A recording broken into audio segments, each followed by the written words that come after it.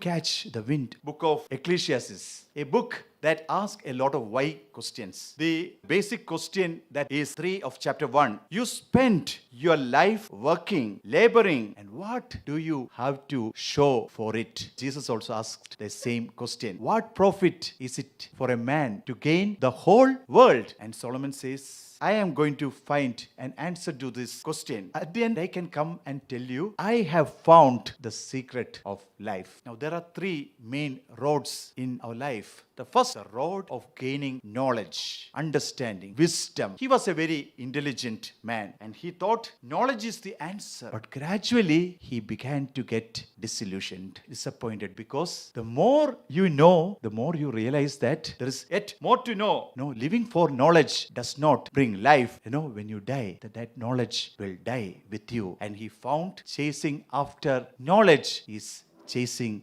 after wind. The second road he took was a road to enjoyment. He tried wine. He had women in his life, orchestras, comedies. But he only found that the paradox of pursuing pleasure, the more you seek pleasure, less you find it. And he said, all these things are useless. Next, road of enrichment. He wanted to have the joy of spending his money and his time in such a way that he wanted to make something that will last even after he goes. He wanted to build a metro city that is one of its kind, and he achieved it. But at the end of it, he says, in chapter 2, verse 11, I thought about all that I have done, how hard I have worked doing it, and I realized that it didn't mean a thing. It was like chasing the wind. Now, at the end of all this journey, Solomon says he felt so miserable, and he says, I hated life. Life promised me so many things, but none of those promises came true. He said, life is useless. Life is chasing the wind. Solomon had certain limitations. The first, a word called under the sun, which means that if you search for the meaning of life in this visible world, you will find that it is meaningless. The second thing, the word that he keeps using is as long as I live, which means that,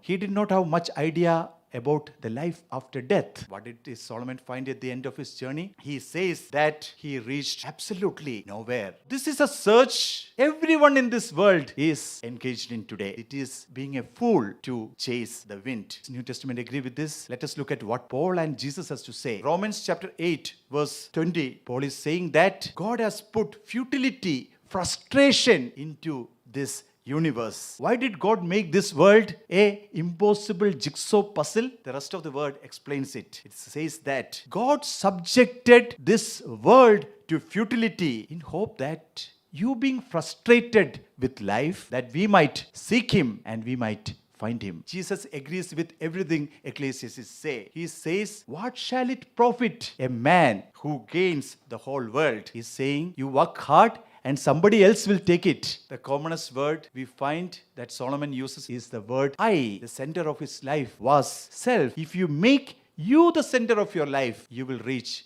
that dead end that Solomon reached. Jesus also says, seek first his kingdom and his righteousness, and all the things that are needed in your life will be added as a bonus. It is about getting the priorities right. Get God at the center of your life and you would enjoy everything that he gives without becoming a slave of it. So the New Testament teaching is enjoy God. Get right in your relationship with God. You will enjoy everything else. How will you get in relationship with God? John chapter 3, Jesus say to Nicodemus, he said, you need to start all over again in your life. Get born again. And Nicodemus asked, how can I get back to my mother's womb? Jesus say, you are an intelligent man, but you cannot know when the wind will blow. Neither you can know where the wind is going to blow. That is how the Holy Spirit works transformation. Nobody can catch the wind by chasing after it. How do you catch the wind of the Holy Spirit? God in his sovereignty pours out his spirit and transforms us. But you can make situations favorable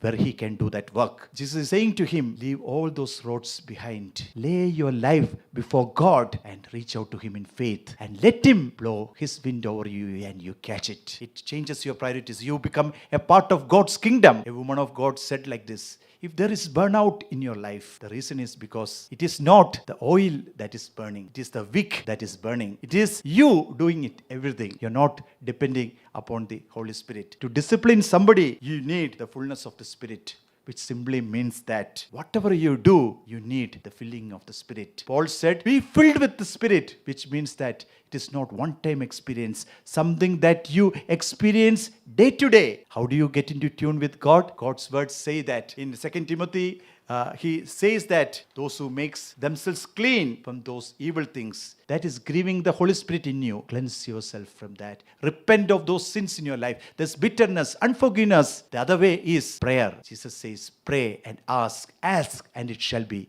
given to you. I know that we are all in different journeys. Some of you may be going deep down those roads, pursuing those ambitions and desires that you had right from your childhood. And you will sooner or later find the same thing Solomon find.